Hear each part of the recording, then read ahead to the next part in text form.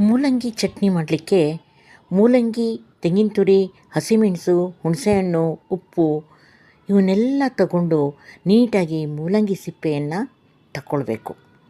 ಮೂಲಂಗಿ ಸಿಪ್ಪೆಯನ್ನು ತೆಗೆದುಬಿಟ್ಟು ಅದನ್ನು ಸಣ್ಣದಾಗಿ ಹೆಚ್ಕೊಂಡ್ಬಿಟ್ಟು ಹಸಿಮೆಣಸನ್ನು ಹುರಿದು ಅದನ್ನು ಬಾಕಿ ಎಲ್ಲ ಸಾಮಾನುಗಳ ಜೊತೆ ಮಿಕ್ಸಿ ಬೌಲಲ್ಲಿ ಹಾಕ್ಕೊಂಡು ನೀಟಾಗಿ ಒಂದು ಸ್ವಲ್ಪ ಅದಕ್ಕೆ ನೀರನ್ನು ಸೇರಿಸ್ಕೊಂಡು ಚಟ್ನಿಯನ್ನು ರುಬ್ಕೊಂಬಿಡೋಣ.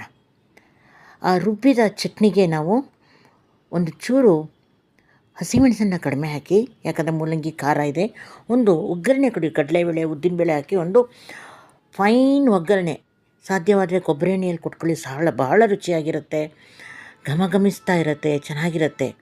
ಇದನ್ನು ಕೊಟ್ಬಿಟ್ಟು ಒಗ್ಗರಣೆ ಸ್ವಲ್ಪ ತಣ್ಣಗಾದಮೇಲೆ ಈ ಚಟ್ನಿ ಜೊತೆ ಮಿಕ್ಸ್ ಮಾಡಿಬಿಟ್ಟು ನಿಮ್ಮ ರೊಟ್ಟಿ, ಚಪಾತಿ ಜೊತೆಗೆ ಇದನ್ನು ಬ್ಯಾಟಿಂಗ್ ಮಾಡಿ ಸಖತ್ತಾಗಿರುತ್ತೆ.